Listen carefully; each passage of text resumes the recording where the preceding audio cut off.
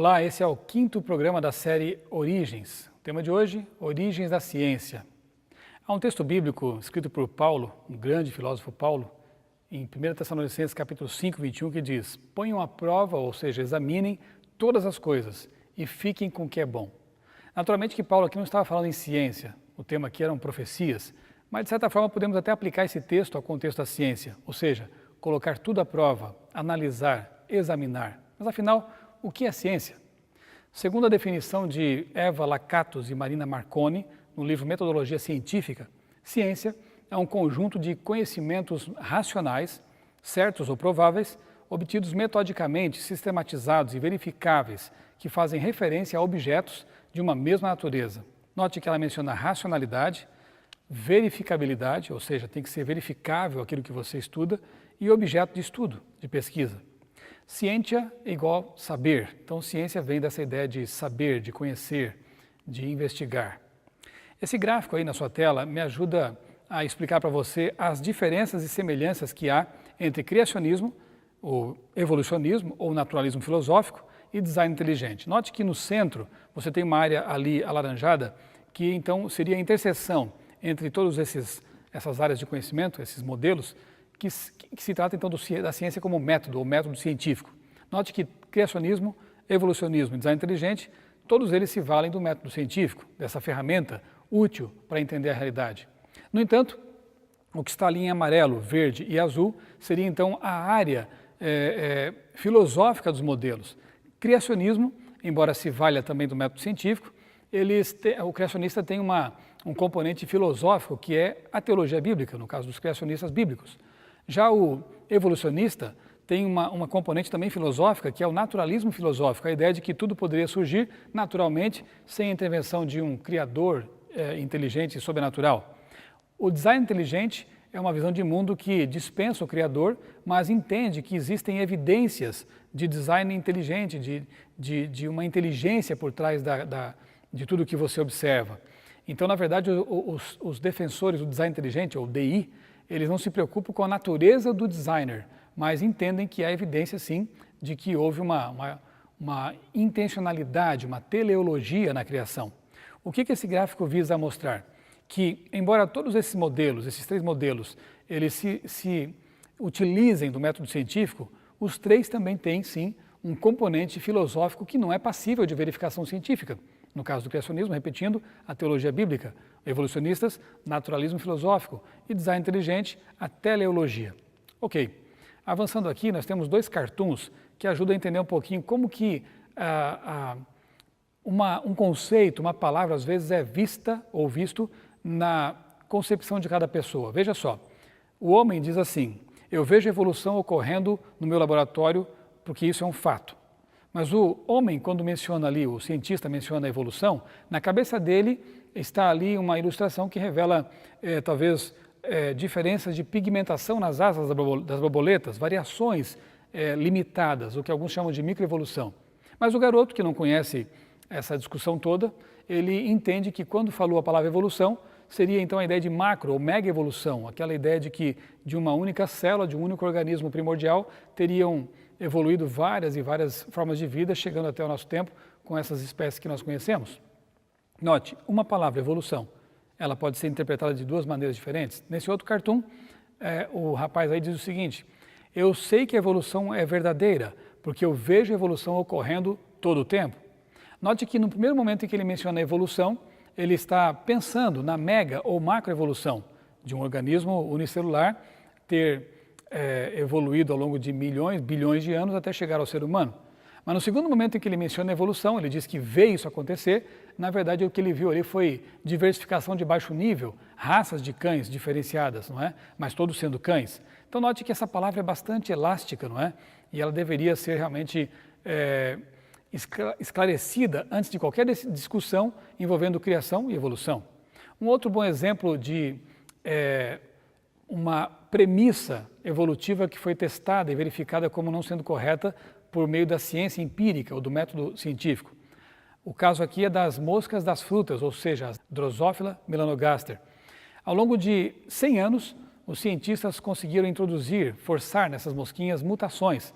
elas se multiplicam muito rápido, então você tem ali gerações sucessivas rapidamente. Ao longo de 100 anos, essas mosquinhas sendo torturadas em laboratório não confessaram a evolução. Veja só por quê. Eles obtiveram, em gerações sucessivas, moscas com asas retorcidas, não voavam, moscas sem asas, obviamente que não voavam mesmo, moscas com órgãos deslocados, ou seja, todas as mutações, nenhuma delas deu origem a um novo órgão funcional, nem um novo plano corporal. Todas foram deletérias, ou seja, fizeram com que a informação genética fosse perdida, ou no mínimo mantida, mas com alterações que não foram benéficas ou vantajosas para as moscas. Então aqui nós vemos o método científico sendo aplicado e demonstrando que uma premissa da evolução realmente não estava correta, ou seja, que as mutações poderiam promover algum tipo de diferença favorável, vantajosa para algum tipo de organismo. Parece-me, ou parece aos pesquisadores, que as mutações não causam isso. Elas mantêm ou alteram aquilo que funcionava bem, talvez no começo. Os pais da ciência, o que podemos falar sobre esses homens e mulheres que deram origem, realmente criaram um método científico usado até hoje pelos cientistas do nosso tempo? Esses chamados pais ou precursores da ciência eram, em sua maioria, devotos cristãos. Talvez o mais destacado deles seja realmente Isaac Newton. Veja, Newton é autor do clássico influente em filosofia natural, Principia Matemática, mas ele escreveu também as profecias do Apocalipse e o livro de Daniel. Talvez poucos saibam que Newton escreveu tanto sobre teologia quanto sobre ciência e se aplicava igualmente com o mesmo empenho e afinco às duas áreas do conhecimento. Newton escreveu nesse livro, escrito em 1723, o seguinte: a predição de coisas futuras refere-se à situação da igreja em todas as épocas. Entre os velhos profetas, Daniel é o mais específico na questão de datas e o mais fácil de ser entendido. Por isso, no que diz respeito aos últimos tempos, deve ser tomado como a chave para os demais. Rejeitar suas ideias, ou de Daniel, rejeitar suas profecias é rejeitar a religião cristã, pois que essa religião está fundada nas profecias a respeito do Messias. É um livro muito interessante, realmente, esse sobre Daniel e Apocalipse. A revista Sapiens, número 4, a revista que derivou da Super Interessante, chamou atenção para esse lado pouco conhecido do descobridor da gravidade, das leis do movimento, um dos precursores mais importantes da ótica e reinventor da matemática. Segundo a revista, Newton morreu afirmando que o movimento e as órbitas dos planetas eram definidos por Deus, assim como a composição da matéria. Newton já via incoerência, inclusive num pensamento que seria formulado 100 anos depois, de Charles Darwin. Olhe só o que Newton escreveu a respeito da teoria da evolução, antes mesmo de ela ser desenvolvida por Darwin. Se os homens, animais, etc., tivessem sido criados por ajuntamentos fortuitos de átomos, haveria neles muitas partes inúteis. Aqui uma protuberância de carne, ali um membro a mais, alguns animais poderiam ter um olho só, outros mais dois. Realmente é uma constatação bastante interessante e até genial. Mas no registro fóssil você não percebe isso. Você vê da base até o topo animais bilateralmente simétricos, sem essas formas aberrantes que deveriam ser esperadas caso houvesse realmente uma evolução ao acaso, caótica, fazendo com que órgãos pudessem surgir aos poucos, se ajustando ao longo do tempo. Nos últimos dias de vida, Newton passou a dedicar mais tempo ao estudo da Bíblia. Em 1727, enquanto os criadores das máquinas a vapor nasciam na Inglaterra, Newton morreu tentando descobrir a data que Deus tinha marcado para o juízo final. Podemos até imaginar que Newton dedicou muitos anos de sua vida estudando várias áreas do conhecimento, mas no fim da vida, já amadurecido, muito sábio, ele se volta mais uma vez para o livro que sempre foi seu alvo de estudos, a Bíblia Sagrada. Teria Newton encontrado ali uma fonte de grande esperança, um livro em que podia confiar mais do que qualquer outra fonte de conhecimento, realmente é algo para se pensar. O Dr. Ariel Roth, no livro A Ciência Descobre Deus, escreveu que a vida de Newton ilustra claramente como a excelência científica e uma firme fé em Deus podem andar de mãos dadas. Sim, ciência, quando corretamente compreendida, e teologia, quando corretamente compreendida, podem se dar as mãos e nos ajudar a enxergar o mundo com duas lentes muito boas e assim podemos dizer com Newton, enxergamos mais longe? Qual seria então o berço da ciência? em que contexto cultural, geográfico nasceu a ciência como método. Veja, no livro A Alma da Ciência, Fé Cristã e Filosofia Natural, os autores dizem o seguinte: o tipo de pensamento conhecido hoje em dia como científico, com sua ênfase na experimentação e formulação matemática, surgiu numa cultura específica, a da Europa Ocidental, e em nenhuma outra. Os mais diversos estudiosos reconhecem que o cristianismo forneceu tanto os pressupostos intelectuais quanto a sanção moral para o desenvolvimento da ciência moderna. A pergunta que fazemos aqui, então, quais são esses pressupostos bíblicos, que favoreceram o desenvolvimento da ciência moderna como método científico?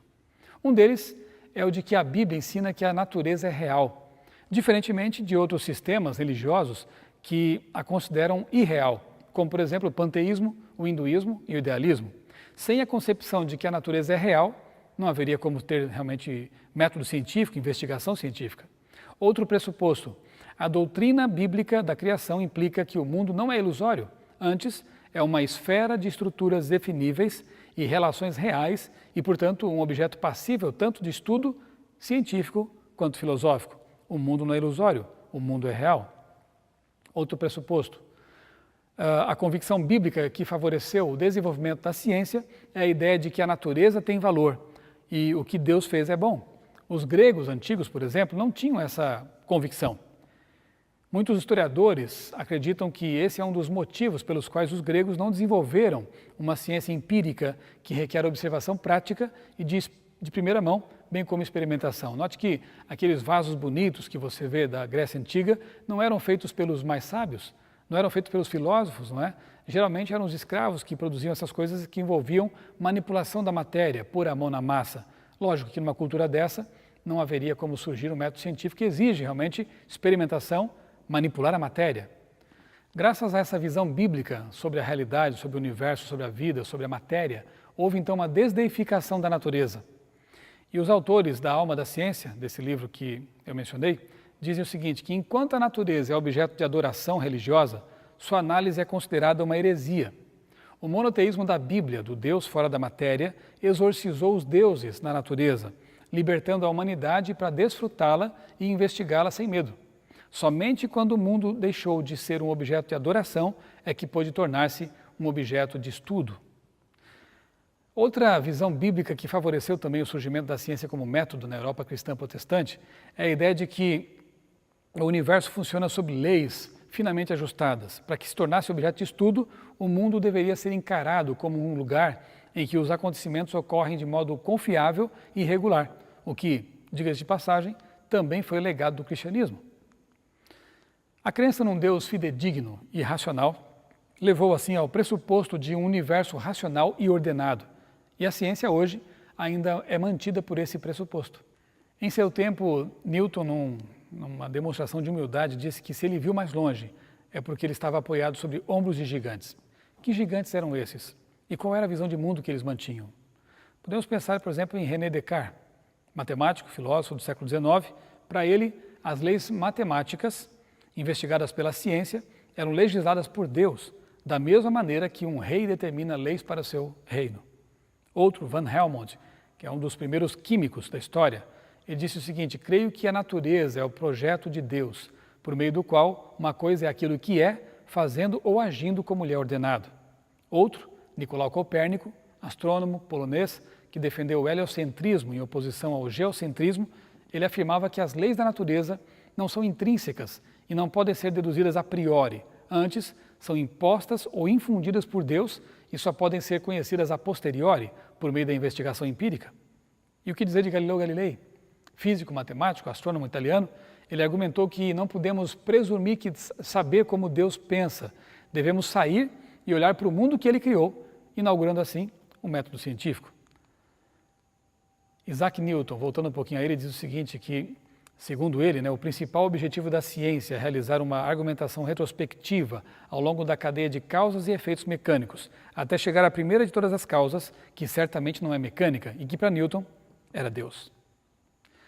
Quando os cientistas modernos qualificam certos pesquisadores atuais de pseudocientistas pelo simples fato de crerem no criacionismo, na verdade eles estão ofendendo até mesmo aqueles que os precederam e lhes legaram o próprio meio de sobrevivência, ou seja, a ciência. Eu quero concluir então com alguns pensamentos de outro grande cientista do passado, Blaise Pascal, um intelectual francês, físico, matemático, um dos mais notáveis cientistas.